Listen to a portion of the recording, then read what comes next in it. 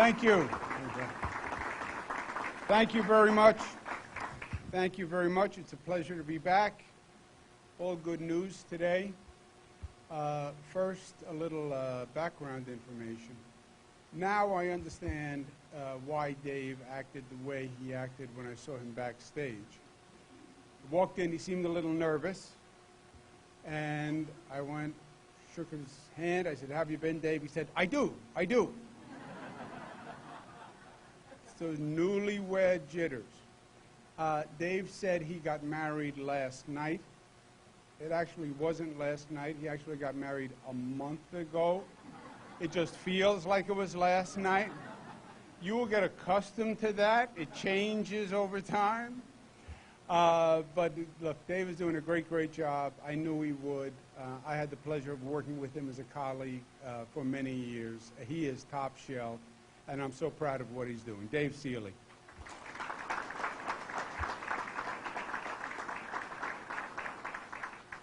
Mayor, thank you very much for having us here today at this beautiful venue. We're not getting married, but it is good news.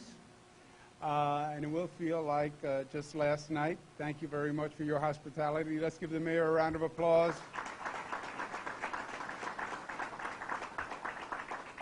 To my colleagues from the State Assembly and the Senate, Joe Roback, Rich Funke, Pam Helming, Peter Lawrence, this is one of the largest investments the state has ever made in this region, $300 million. That is a lot of money. I'm proud that my administration has done more for upstate New York than ever before. We've invested more in upstate New York than any governor's administration in the history of the state. And this $300 million is a smart investment, but it wouldn't have happened without their help, and I want to thank them very much. Thank you.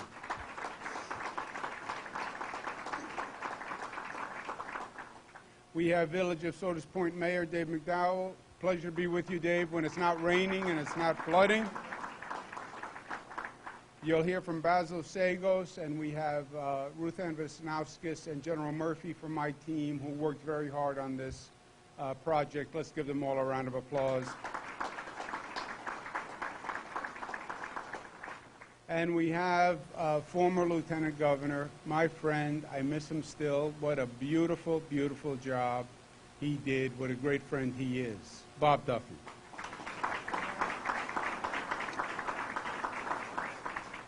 Let's couple of quick facts, and then you'll hear from Basil, and then you'll hear from Mayor McDowell.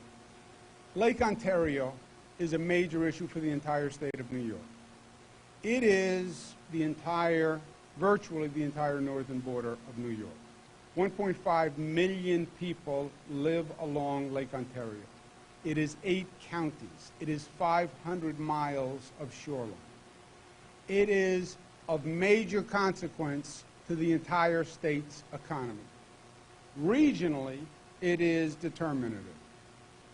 Tourism, the homeowners, the businesses along that lakefront, you're talking about major consequences and major disruptions. So it's a very serious situation to begin with, and it's a situation of statewide consequence. When we argued for the $300 million for this project, which is one of the largest investments the state's made in a single project, we said that's because this is affecting the entire state economy. We're not just talking about one region. So while you live it day in and day out, and the local officials and homeowners, et cetera, have to live with it day in and day out, it is a major statewide issue. On Lake Ontario, we had the flood in 2017. They told me that was a 500-year flood, which means it happens every 500 years. We handled it as an emergency situation. We spent tens of millions of dollars just on the state side, handling it as an emergency situation. The National Guard, sandbagging, pumps, trucks, evacuation. That's without the money spent by the local government, without the money private individuals spent, tens of millions of dollars. But it was a once in a 500-year flood, and that's how you handle it. 2 years later, another flood, worse than the 2017 flood. And they said, don't worry, it's a once in a 500-year flood. Yeah, fool me once. This is now a recurring situation. The IJC, which we have been talking to for years since 2017, has been wholly unresponsive as far as I'm concerned. We announced a lawsuit against the IJC because I believe New York has been disrespected by the IJC, and I don't believe they've been responsive to the needs of New York. No one is saying that the IJC creates the water. The IJC has many good points. They talk about climate change, they talk about additional snow, they talk about a quick, faster than usual snow melt, and that is generating a higher water volume. I understand that. They talk about needing to balance the priorities between commercial shipping and the shoreline. I understand that. They talk about needing to balance the water level among different geographic areas, Canada, New York, St. Lawrence. I get that. What I don't get is why New York is getting a heavier burden than anywhere else. And at the end of the day, I represent the people of the state of New York. That is my job in one line. And I am here to protect the people of the state of New York. And the IJC has been unresponsive to New York. Phone calls, meetings, letters, discussions, nothing has changed. And the 2017 flood, by the way, happened weeks after the IJC put their plan into effect. Literally weeks afterwards. So I'm not saying the IJC created the water, but their job is to balance the water flow. And they're not doing it. And we deserve better as New Yorkers. So I ask you all to stand with me in letting the IJC know enough is enough. We're not going through this again. We need respect and fairness in the way they go about balancing the water flow, and they haven't shown it thus far. And we're going to keep fighting until it does.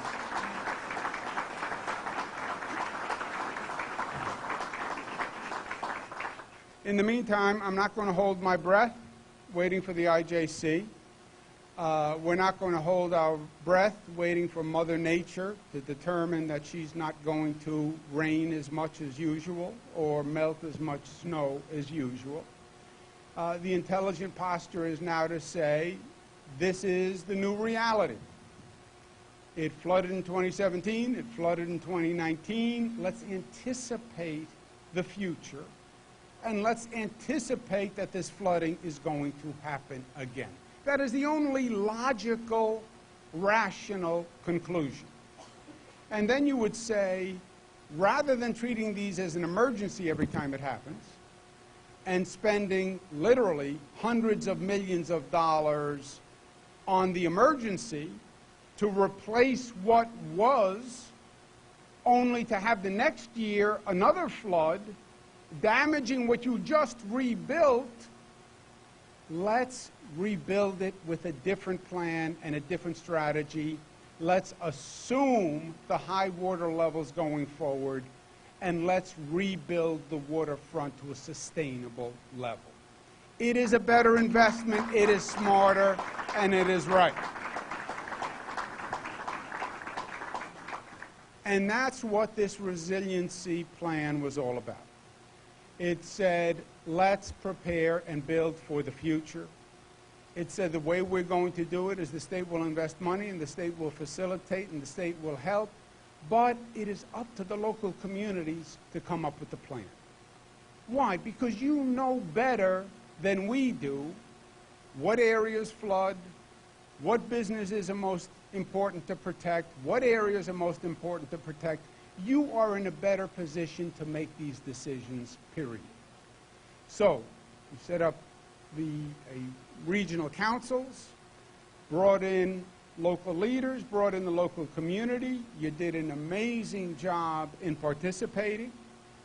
And the basic task was figure out what are the priorities and projects that you want to do that will actually make a difference long term. We said $20 million would be set aside for homeowners, first for primary residence homeowners and then for secondary residence homeowners. We set aside $30 million for private businesses that may be affected. We originally asked local communities to put in a 15% match to the state funds. We heard from local communities that 15% was an extraordinary burden.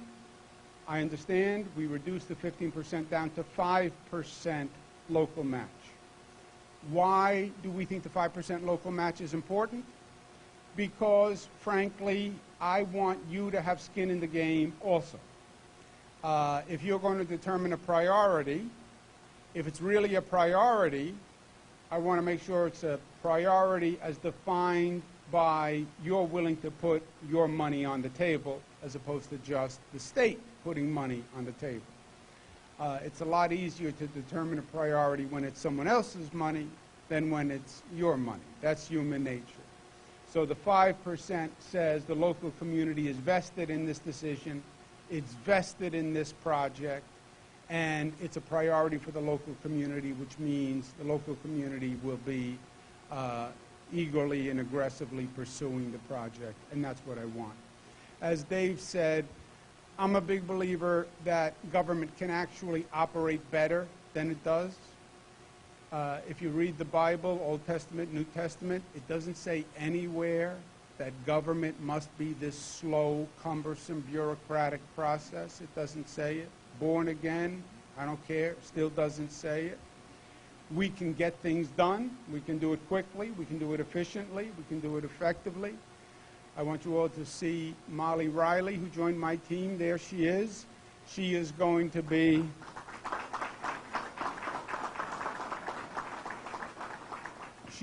following up on all the projects that we announced today, and she's going to be reporting to a governor who asks one question over and over and over. What is taking so long? Why can't we do it faster? Call Dave Seeley, call Bill Rylick, tell them I said, what's taking so long? Do they need me to come out there with a shovel? I will. So these are projects that it's in everyone's best interest to move along, and we will do that 100%. We also said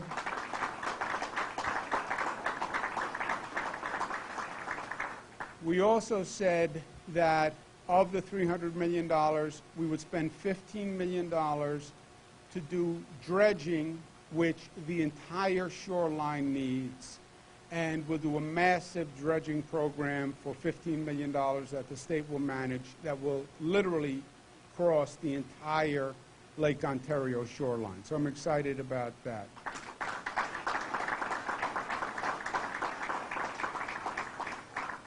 And then we said at a minimum of the $300 million, every county could get up to $15 million in funding, depending on the projects the county put in.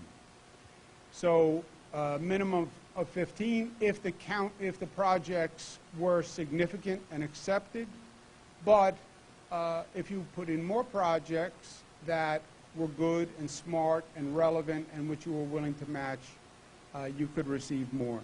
So it's my pleasure to announce Monroe County has received $43 million, and Wayne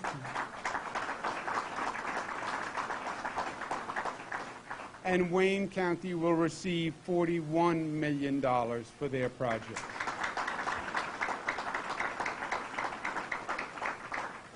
Now, the good news is this. Yeah, we have gone through hell and back with these floods.